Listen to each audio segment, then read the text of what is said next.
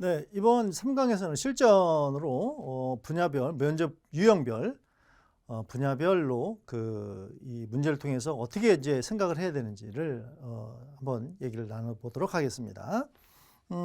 자, 요걸 좀 보시면서 같이 좀 할게요. 네. 자, 일단 전반적으로 지금 아까도 말씀드린 주의사항을 좀 준비를 좀 했어요. 그 획일화된 문제의 관점을 살펴라. 이게 아까 소대에서도 제가 오늘 한 3번 강조한다고 그랬죠. 전체적인 이게 너무 좀 황당한 경우가 많아서 그래요. 이제 강의를 듣다가 말고 선생님 이건 도저히 아닌 것 같아요 해가지고 직접 찾아온 학생이 있는가 하면 우리 부모님께서 우리 애가 그러는데 도저히 안 돼서 그렇잖아요. 면접이라는 게 자신만의 얘기고 자기만의 사고력인데 어떻게 그게 획일화가 됩니까? 예, 그 발상부터 잘못된 거죠. 보편적인 지금처럼 저희가 강의하는 것처럼 면접은 이런 거야. 자, 그렇다거나 아니면 제시문 속에 있는 어떤 제시문항에 대한 분석이라든가 이건 획일화가 됩니다만 그걸 통해서 생각해내는 것은 획일화가 될 수 없다. 그렇기 때문에 면접 문항은 정답이 있을 수 없다. 그죠? 예, 그래서 이 획일화된 건 살펴라. 이 면접이 보는 목적일 수도 있어요. 예, 그 다음에 사고력을 기반한 사실적 문제 해결을 제시해라. 이게 무슨 얘기냐? 예전에는 면접에서 외워갖고 대답하는 것이 점수가 높을 때도 있었지만 지금은 외워서 대답하는 건 반드시 티가 나고요. 그것이 점수가 그렇게 높지 않습니다. 차라리 언어 구사능력이 살짝 떨어지더라도 이 친구가 정확히 생각을 해보고 더듬어보고 왜 그럴까? 아, 선생님이 지금 교수님이 물어보는 게 뭐네? 라는 요지를 출제 의도를 정확하게 파악해서 대답하는 것이 훨씬 점수가 높은데 예를 들어서 교수님이 질문했는데 자기가 준비한 것이 살짝 비슷하다고 해서 그냥 얘기해버려요. 출제 의도랑 전혀 다른 말을 해버리는 거죠. 예. 아니 실제로 연습할 때도 이런 애들이 많은데 실제로 가서 뭐 벌벌 떨면 뭐 뭔 생각이 나갔어요. 예? 그래서 그런 부분이 상당히 좀 주의를 해야 될 부분이다. 그 다음에 지식이 어차피 내신 성적이라는 거에서 드러나 있잖아요. 수능 체제에서 있잖아요. 걸러졌잖아요.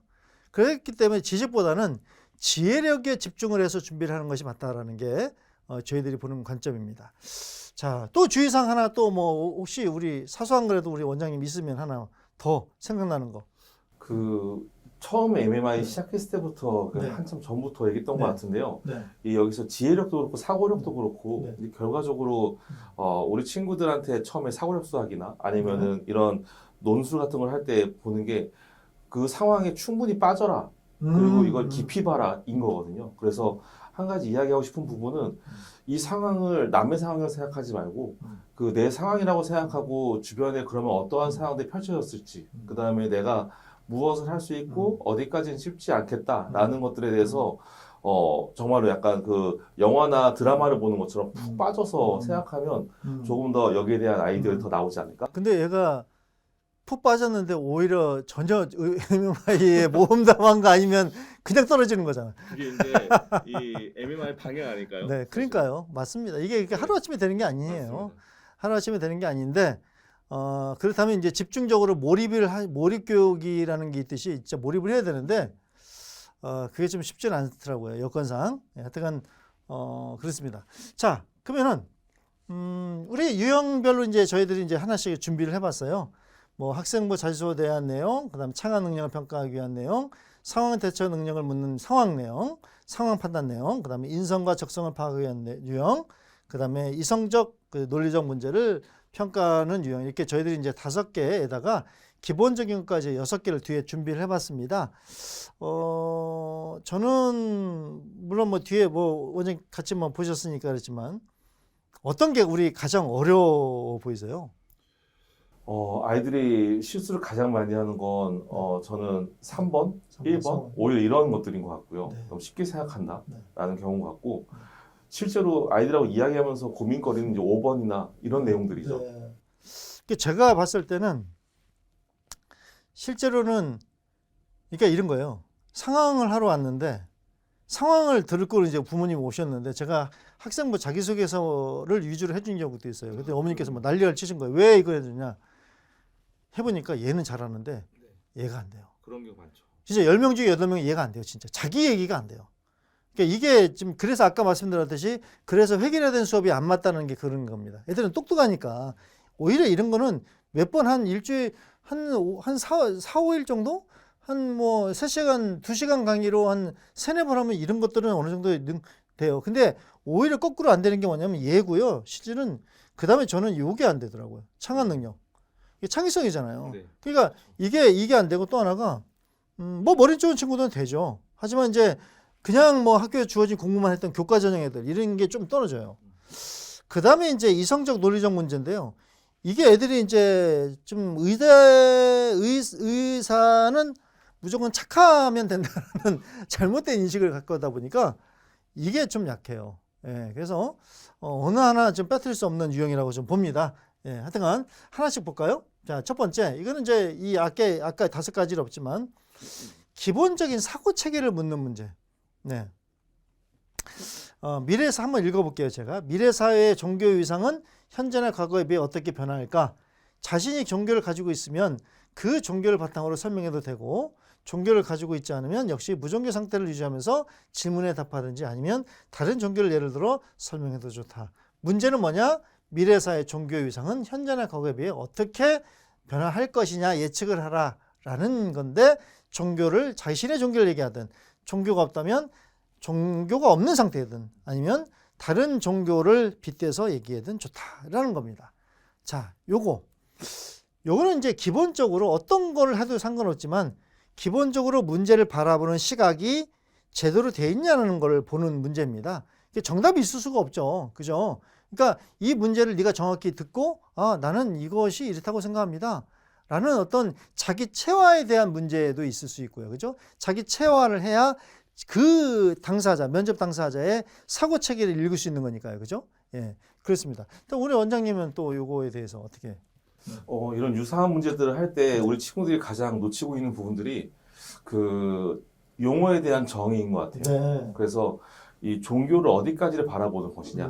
뭐 예를 들어서 자기가 좋아하는 어떤 토템의 물건까지 종교를 생각할 것이냐, 네. 아니면 진짜 뭐 구원을 할 정도의 위치인 것이냐. 그래서 본인이 이 종교를 이런 것이라 가정짓고 네. 미래 사회는 이런 특징이 될 것이라 가정지을 때라고 논리적으로 이해를 해야 되는데 네. 그냥 마냥 본인이 생각하고 있는 어떤 종교랑 그 다음에 본인이 생각하고 있는 미래의 어떤 문제점이나 발전점을 가지고 거기만 연결시키다 보면 방향이 한쪽으로 틀어지는 경우들이 있거든요. 네. 그럼 굉장히 편협한 답이 나오는 경우가 많이 있습니다. 그렇죠. 근데 더군다나 이제 우리 수험생들이요. 솔직히 우리 이 고3 뭐 재수생들까지 하면 20대인데 부모님을 따라서 가는 게 대부분이지 자기의 어떤 종교관을 갖고 종교를 믿는 경우는 그렇게 많지 않습니다. 그래서 아마 이거는 아까도 말씀드렸지만 자기의 어떤 종교관, 근데 그 종교관을 바탕으로 하는 그 종교관이 세워지게 된 바탕의 어떤 자기의 가치관이 뭐냐는 것을 물어보는 문제라고 저는 생각을 해요. 예, 그래서 그래서 이제 종교를 언급하지 않았느냐. 네. 이게 실제로 이 종교에 대한 서울대학교에서 종교에 대한 문제가 나왔습니다. 그래서 그걸 토대로 나왔던 기본적 사고를 어떻게 이제 형성해 가느냐를 물어보는 문제라고 보시면 됩니다. 자, 그다음에 이제 눈이 오늘 좀 저희 둘이 강조했던 학생부 및 자소서 관련. 자, 이거 한번 샘플을 한번 들어볼까요? 학생은 1학년 때 수학 성적이 1학기보다 등급 1등급을 받았다가 2학기 때는 2학년 1학기 때는 3등급, 2학년 4학기는 이제 2등급이 낮았는데 그 이유는 무엇이냐? 이제 보통 우리가 이제 생기부 성적이 이제 우상향 해야지 좋다라고 하는데 얘는 이제 우하향이네요. 이제 이랬을 때 이제 어떻게 대답을 해야 되느냐? 이제 요겁니다. 어떻게 대답을 해야 될까요?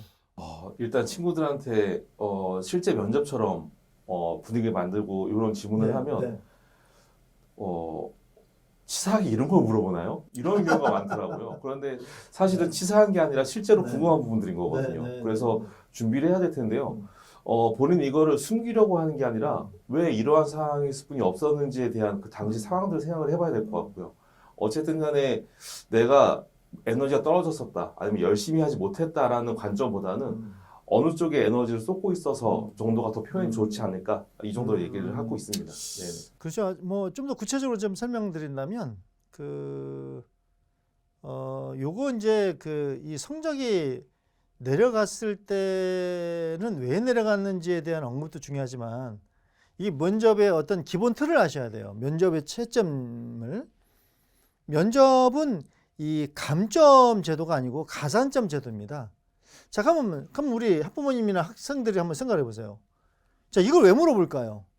이 친구를 뽑고 싶은데 성적이 좀 낮아요. 야, 그러면 이거는 점수를 주려고 물어본 거예요. 진짜 얘가 성적이 떨어진 이유가 타당하고 점수를 줄 만한 게 있는지를 물어본 겁니다. 실제로. 근데 그거를 인지를 못하고 그냥 어리버리 해가지고 그냥 그러면은 솔직히 이거는 이 감점이 되는 겁니다. 예, 그다음 두 번째. 자, 학생은 자소서 2항에서 제가 이거는 실제로 이렇게 좀 대외적으로 많이 안 얘기하는 건데 얘기를 했네요. 예. 자, 2항에서 뇌과학 전해질 연구에 대한 활동 및 그 과정에서 얻은 바에 대해 아주 심도 있게 서술을 했는데 그 과정에서 진술했던 곤충과 같은 하등 동물부터 포유류에 해당하는 토끼의 뇌 전해질의 전자파에 대한 이야기에 관해 묻었습니다. 직접 실험에 참여했습니까? 라고 이제 물어봤어요. 자, 요거는 어떤 걸까요? 이 부분들을 얘기하다 보면 친구들하고 굉장히 좀 부딪히는 부분들이 많아요. 이게 네. 뭐냐면 자소서 쓸 때도 그렇고 면접을 할 때도 그렇고 훨씬 더 멋진 키워드들이 많은데 왜 이런 부분들을 넣어야 하나라는 부분들이거든요. 한마디로 어떻게 자료를 찾았는지, 그 다음에 어떤 오류가 있었는지, 그 다음에 자기가 어떤 역할을 맡은 이유가 무엇이든 친구들한테 어떤 역할을 줬는지 이런 것들을 좀 디테일하게 생각을 하고 있었어야 되는데 전혀 거기에 생각하지 못하고 뭔가 탐구 보고서를 요약한 것처럼 그냥 쓰는 경우들이 많거든요. 그래서 실제로 자기가 하면서 느꼈던 것들, 그 다음에 어떤 방향으로 갔어야 되는지를 좀 표현해야 되는데 그런 것들이 좀 부족한 부분 많습니다. 그렇죠. 그래서 이제 아까 잠깐 언급을 했지만 이 면접 준비는 자기소개서를 쓰면서 출발해야 된다. 항상 자기소개서. 근데 이제 물론 이제 대입에서 자기소개서는 없었습니다만 그렇다면 이제 생활기록부도 작성을 하는 단계에서 우리 학교에서도 그 분명히 얘기합니다. 하게 된 동기, 지원 동기 또는 그것을 하게 된 동기, 그 다음에 활동을 하면서의 어떤 특이한 활동이라든가 자신만의 어떤 창의성, 그 다음에 마지막으로 그 활동을 통해서 느낀 점이나 확장성, 요거를 좀 해야 되는데 그런 것이 없을 때 이제 이렇게 이제 질문이 들어오죠. 예, 그래서 그랬을 때 이제 정확히 대답을 해야 돼. 솔직히 이거는 이런 거 네가 직접 했냐라는 거일 수 있어요. 예, 직접 했냐. 야, 이거 지금 어려운 건데 너 어떻게 했어? 뭐 이런 거잖아요. 근데 그것이 이제 어떤 동기라든가 과정이라든가 그 다음에 그걸 통해서 얘가 느낀 점이 생뚱맞다면 직접 한 게 아닌 게 되겠죠. 그렇죠? 근데 어떤 그 중에서 내용을 물어봤어요. 야, 이걸 해결하는 게 이제 그렇잖아요. 교수님들이 야, A 단계, B 단계, C 단계, D 단계까지 이게 어떤 커리큘럼이 있다면 C 단계에서는 이게 힘들어. 이게 힘들다는 게 있거든요. 예를 들어서 아스피린 합성 실험할 때는 아스피린 결정이 세우기가 쉽지 않거든요. 근데 그런 것들에 대한 걸 알기 때문에 야, 여기서 요 결정이 어떻게 세웠는지 한번 얘기해 볼래? 과정을? 그러면 애들은 진짜 결정이 안 생겼는데 생긴 것처럼 그냥 어디 유튜브라든가 아니면 네이버에서 본 거 그냥 대답을 합니다. 그러면 이제 삑 되는 거죠. 그래서 자기소개서를 쓰는 단계 또는 생활기록부를 쓰는 단계에서 저희들은 최원장이나 저는 이제 그런 걸 다 물어봐요.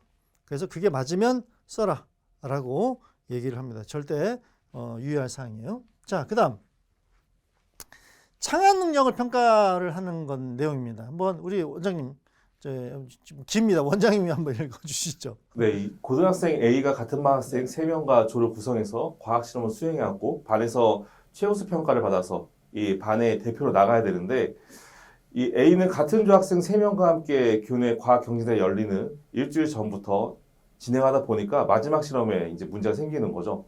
A는 교내 과학경진대회 당일 발표자 대기석에서 발표 자료를 보다가 마지막 5번째 실험한 결과가 비교적 일관된 결론을 도출해낼 수 있었던 그 이전에 4번의 실험과는 상당히 다른 방향으로 이 결과를 발견했는데 A는 이제 곧 연단에 올라서 이제 발표하는 상황이 됐습니다. 이번 과학 실험 결과는 이미 학교의 여러 선생님으로부터 좋은 평가를 받아왔고 교내 다른 학생들에게 많이 알려진 상황입니다.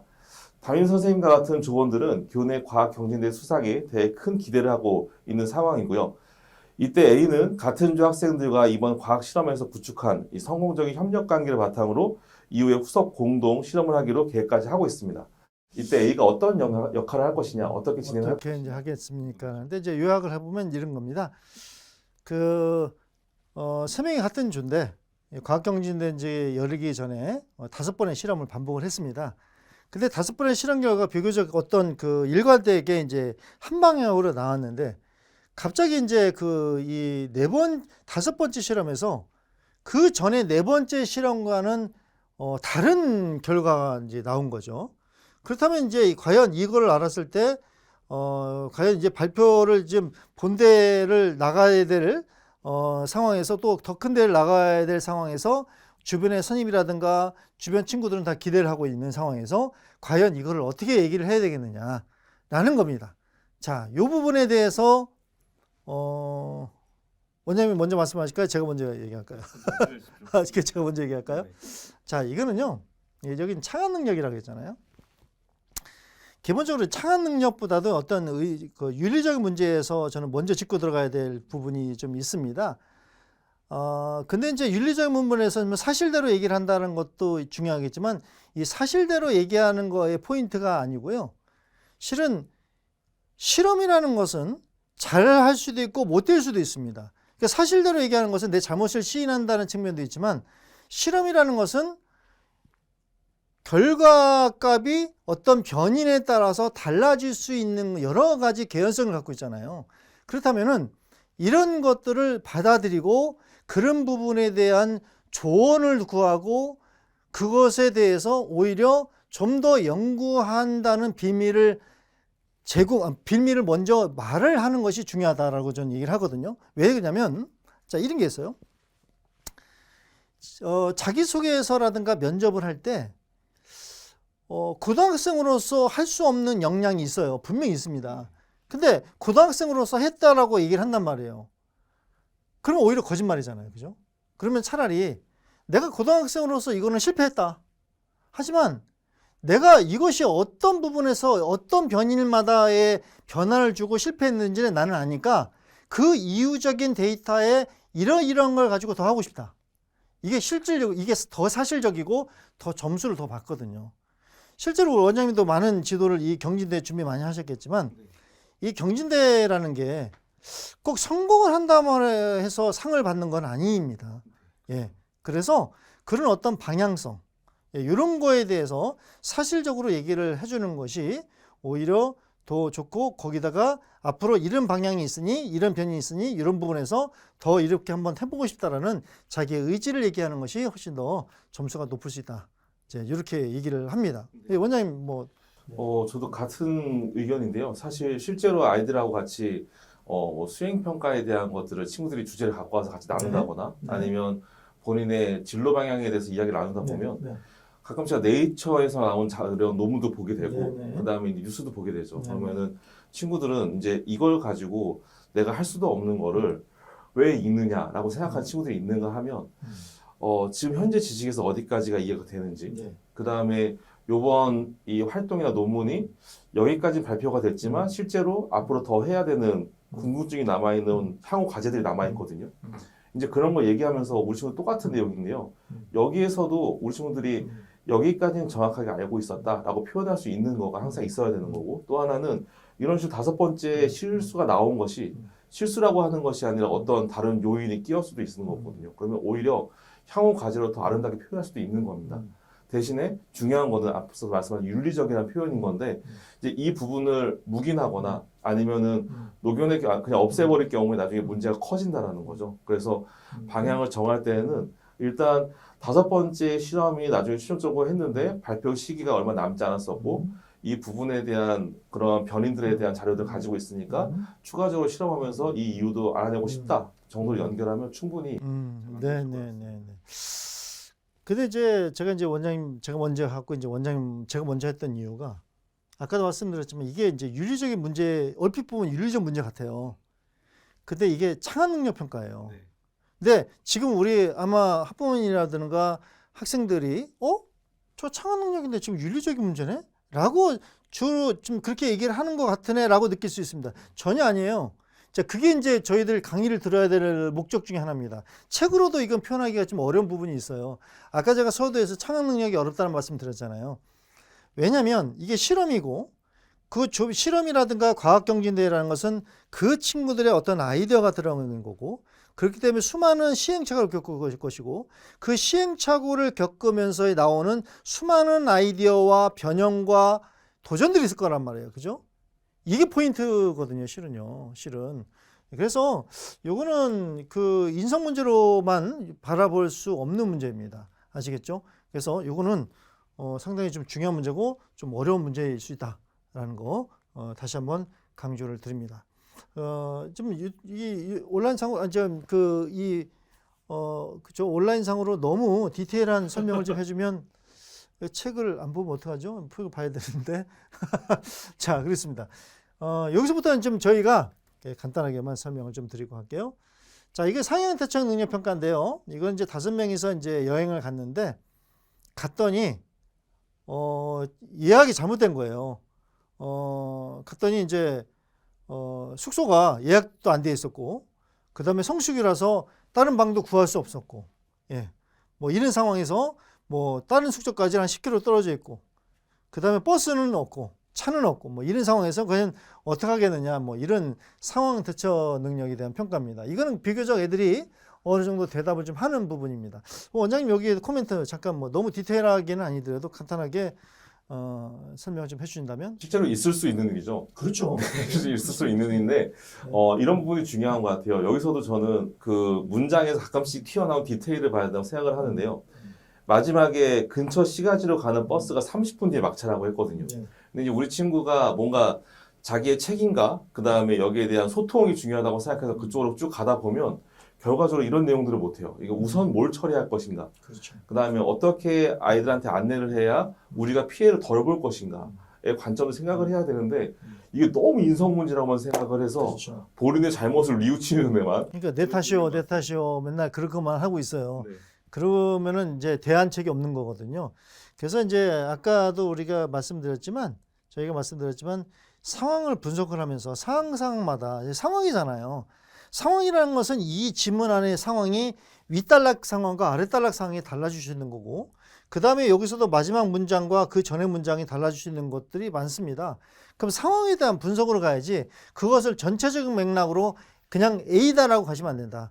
상황에 따라서는 A일 수도 있고 B일 수도 있고 C일 수도 있다. 이게 상황 문제라는 것을 힌트를 좀 드릴 수 있습니다. 그래서 모범 답안은 있을 수 있지만 정답은 없다라는 거 다시 한번 말씀드리고, 그런 관점으로 이 문제를 다양하게 상황별 분석을 하셔라. 아시겠죠? 예, 그렇게 보시면 될 것 같습니다. 자, 5번째로 이제 인성 적성 평가입니다.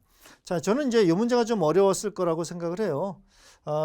간단히 요약을 하면 이렇습니다. 이제 1개월 전에 이제 뇌종양 수술을 받은 60세 A씨가 양호하게 이제 호전되는 중에 갑작스럽게 이제 뇌출혈로 이제 응급수술을 받고 중환자실에 입원을 했고요. 3주째 호전이 되지 않았습니다. 그 주치의는 이제 상태가 매주 위중하고 사망할 수도 있고 회복이 되더라도 심각한 상황이니 의식 회복이 어려워 기계호흡을 유지할 가능성이 높다고 한다. 그러니까 이제 기계호흡 연명 치료를 하는 거죠. 자, 환자는 평소 어려운 경제 여건에서도 늘 긍정적이고 의욕적인 삶을 살아왔으나 보호자는 과도한 치료비 부담과 앞으로 환자를 24시간 상시 간병하는 애들은 어려운 사회에서 고민하고 있다. 자, 그렇다면 학생이 보호자 B라면 어떻게 하겠느냐라는 겁니다. 이제 학생이 보호자라면 부모님이 이렇게 됐을 때 어떻게 하겠느냐. 이제 이런 얘기입니다. 자, 이런 거는 이제 학생이 보면 이런 어떤 그 문제들이 나왔을 때 위에 있는 거는 비교적 간단한 대답들이고 그 보편적인 점수를 주는 문제들입니다. B라면 어떻게 하겠느냐라고 했을 때 저는 오히려 기본적인 점수를 준다고 했지만 아이들 B가 상황에 대한 동화가 됐을 때 오히려 거꾸로 이 1번을 대답을 못 하더라고요. 특히 아이들이 뭐 이런 상황을 겪어본 뭐 워낙 고개 잘하는 친구들이라 이런 상황을 겪어보질 않았을 거 아니에요. 그러다 보니까 진짜 이러면 어떡하지? 뭐 이런 생각을 좀 하는 거죠. 왜냐면 이게 이제 저희들이 그 이제까지 했던 것 중에서 내용 중에서 구글 딜레마 뭐 이런 어떤 딜레마 문제마다 남일 때와 제3자일 때와 우리 가족일 때하고의 차이점을 주잖아요. 그것처럼 내 가족일 때 과연 이걸 어떻게 할 것이냐. 자, 이것이 이제 상황을 어떻게 할 것이냐에 대한 문제다. 그래서 이건 상황마다의 어떤 자기의 주관을 몰입돼서 정확하게 얘기를 좀 해주면 좋을 것 같다. 정답이 그래서 대학마다 모범 답안이 나올 때 최근에 이제 모범 답안을 게시를 합니다. 근데 우리 부모님들이 오히려 모범 답안이 더 헷갈리다고 그래요. 왜? A라고 대답했을 때 그 이유, B라고 대답했을 때 그 이유 나왔지. 그러면 이거 A라고 대답하라는 거야, B라고 대답하라는 거야. 이 대학 모범 답안이 이래요. 그러니까 이제 더 헷갈리는 건데, 그래서 저희들도 이런 거 할 때 저도 굉장히 이제 모범 답안을 제시하기가 상당히 좀 저희들도 좀 애로사항이 있습니다. 그래서 왜냐면 저희들 그렇게 얘기하는 순간 아까 서두에 그렇잖아요. 제가 획일화된 게 그렇게 하지 마라고 해놓고 제가 획일화되게 이렇게 하세요라고 하면은 제가 오히려 모순이죠. 그래서 그런 거는 우리가 상황에 맞게끔 이런 기준을 얘기해 주는 게 좋다라는 거 말씀을 좀 드렸으면 좋을 것 같아요. 그냥 자기 가족에 대한 사랑에 담긴, 진짜 우리 가족을 나는 너무 사랑하고 내가 진짜 이름은 어떠지라는 그런 기준으로 대답하면 가장 좋은 대답이 되지 않을까 생각을 합니다. 네. 우리 원장님, 그럼 그 다음 뭐 이 상황에 대해서 좀 한번 설명 좀 해주시죠. 이 학생이 이제 의사 입장이 되는 거죠. 그런데 분명히 이제 보호자 B라는 친구가 포인트를 보자면 중요한 거는 가운데 경제적 여건에서 늘 긍정적이고 의욕적인 사람이라는 거를 의사도 느끼고 있다라는 거죠. 그래서 일반적인 사항이 아니고 저런 소스를 들었을 때 그런 B한테 어떻게 얘기를 할 것인지 좀 고민을 해야 되는 건데요. 일단 기본적으로 1번하고 2번은 마찬가지 사항으로 우리 친구가 어느 정도로 이 이성적인 판단과 인성적으로 이런 애착 이런 것들을 받고 가야 되는지에 대해서 조율할 필요가 있을 것 같습니다. 저는 답은 없지만 1번하고 2번이 나름대로 비슷한 톤으로 가야 되지 않을까라고 생각하는 건 있는 거죠. 왜냐하면 어쨌든 B나 C나 이야기하는 건 본인 학생인데 의사는 뭐 이래야 돼. 그 다음에 아들이라면 이래야 되지 않을까 이런 개념으로 가기 시작을 하면 또 너무 멀어진 답이 나와서 그렇죠. 답하기에 곤란할 수 있습니다. 그렇죠. 이제 그래서 이거는 이제 어떻게 보면 이게 상황적 판단인데요. 저는 이제 이 문제에서의 포인트는 이제 3번입니다. 실은 이 문제의 가장 변별력은 3번인데요. 이 문제를 해석을 할 때 어떻게 해석을 해야 되냐면 의사로서 이런 상황에서 어떤 대안을 찾고 좋은 결과를 도출할 것이냐. 의학 윤리에서는 선행의 원칙이라는 게 있고, 즉 선행의 원칙이라는 것은 좋은 결과를 어떻게 낼 것이냐 라는 겁니다. 자, 그렇다면은 우리 흔히 말하는 윈윈이 어떻게 될 것이냐. 여기서 분석을 좀 잠깐, 전 모범 답안보다는 분석을 좀 해드릴게요. 늘 긍정적이고 의욕적인 삶을 살아왔다. 그 다음에 이 친구는 보호자입니다. 자, 내가 보호자예요. 그럼 보호자면 만약에 이 60세부터 지금 뭐니 어머니든 아버님이든 가족을 사랑하는 입장이라면 이 아버님이 여기서 긍정적으로 의욕적인 삶을 살아왔다는 것은 가족을 통해서 보호자를 통해서 알았을 거란 말이죠. 그렇다면 이분은 평상시에 내가 이렇게 됐을 때 이렇게 하라는 얘기를 언지를 분명히 했을 겁니다. 더군다나 뇌종양 수술을 6개월 전에 받았기 때문에 그 뇌종양 수술을 받는 동안에도 아이고야 내가 수술을 이렇게 됐구나 그러면서 살 수 있겠네. 하지만 내가 잘못됐을 경우 이렇게 했으면 좋겠어라는 거를 한두 번을 언급을 했을 것이고 그거를 사랑하는 가족이라면 분명히 귀담아 들었을 수도 있다는 것을 나는 좀 인지를 했으면 좋겠다는 거예요. 그 다음에 또 하나가 경제적인 여건에 대해서 많은 딜레마가 오는데요. 지금도 경제적인 여건은 병원마다 또 국가마다 굉장히 특히 우리나라 같은 경우는 의료보험 제도에서 이 경제적인 여건을 해결할 수 있는 제도가 상당히 많습니다. 근데 경제적인 여건에 대해서 모든 걸 무너뜨린다? 기본적으로 생명에 대한 어떤 살리는 의사의 기본적인 목적이 있잖아요. 그렇죠? 근데 경제적인 여건을 놓음으로써 애들이 우왕좌왕하면 안 된다는 겁니다. 그래서 경제적인 여건이 나왔을 때 그 경제적인 여건은 일단은 우리가 차치하고 생각해도 된다. 그런 제도적 장치라든가 이런 것이 많이 있으니 그런 거를 언급해 줌으로써 의사가 할 수 있는 그 어떤 뭐 제안을 함으로써 뭐 이런 것들이 있을 수 있겠죠. 예, 그거를 좀 종합해서 좀 생각을 했으면 좋겠고요. 또 하나가 세 번째 이제 긍정적인 의욕적인 삶을 살아왔다라는 거 했으면은 저는 이제 우리 책에도 좀 소개가 좀 돼 있습니다만 만약에 이제 이분이 이제 그 연명치료를 중단한다는 상황이 됐을 때 남을 위해서 좀 더 배려할 수 있는 할 수 있는 뭐 예를 들어서 장기 기증을 한다든가 뭐 이런 부분까지도 이 고려해서 포괄적으로 단계별로 응급을 좀 해주는 것이 좋은 점수를 받을 거라고 봅니다. 단편적인 답이 아니라 복합적인 답을 요구하는 그런 문제다. 예, 그래서 그런 의사 C로서 본인 그 학생이 의사 C로서의 복합적인 어떤 사고를 할 수 있느냐라는 것을 물어보는 문제였지 않느냐라는 것으로 대략적인 설명을 좀 드립니다. 원장님 또 마무리 정리를 하시면서 뭐 4번과 전체적인 거 또 추가로 말씀하시겠습니다. 네,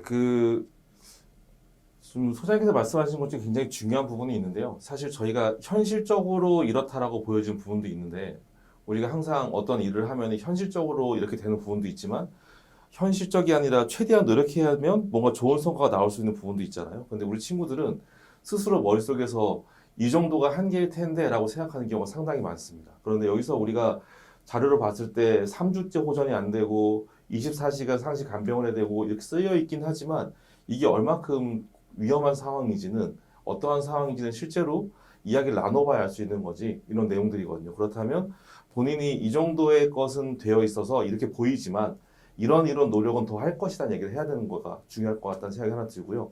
또 하나는 요즘에 우리 친구들을 보면 극단적인 개인 생활하는 경우가 많아요. 네. 그러니까 완전 그 모든 것들을 전부 다 보호하려고 하는 쪽, 네. 다 책임지려고 하는 쪽, 네. 반대로 모든 거가 전부 다 칼처럼 자르려고 하는 쪽에 대한 그런 이분법을 생각하는 게 많은데요. 맞습니다. 이제 여기 사이에서도 어느 정도 선에서는 내가 더 이상 못하는 거야라는 어떤 그 한계점이 있다는 건 전부 다 판단을 해야 되는 거거든요. 그런데 그런 거 없이 마치 찬반 토론하다가 지는 것처럼 그 수용을 하지 않고 끝까지 고수를 하는 경우에 진짜 위험한 답들이 나오지 않나라는 생각 가끔 느낄 때가 있습니다. 맞습니다. 그래서 지금 아까 저희들이 이 어떤 줄기의 포인트는 제가 서두에 말씀드렸어요. 이런 것들은 상황을 면밀히 분석해라.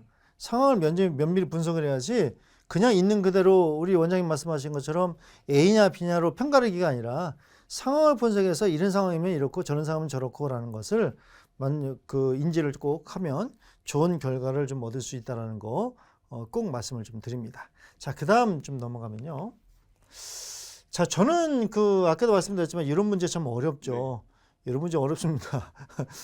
이게 이제 어떻게 보면 창안적 문제일 수도 있지만 상황을 이 문제는 상당히 좀 이렇게 여러 가지 다양한 또한 어떤 인간 생물학적 어떤 생명과학적 문제일 수도 있습니다. 그리고 이제 다분히 이과적이죠. 네, 다분히 이과적이기 때문에 요거에 대한 답이 좀 하기가 쉽지는 않을 텐데요. 샘플로 이제 우리가 본다면은 일주일에 보통 이제 70에서 100시간을 앉아서 보내는데 스마트폰 화면과 글자파 컴퓨터를 하루 최대 수킬로미터를 움직인다면 발은 한 달 내내 1km도 움직인다. 그만큼 움직임이 적다. 자, 냉장고에는 남미에서 바나나와 아보카도가 들어있다. 모두 전기가 일상화된 탓이다. 밤을 밝히는 전기는 인간 생물학에 어떤 영향을 끼쳤을까라는 겁니다. 자, 이제 이거는 이성적 논리적 문제 해결력인데요.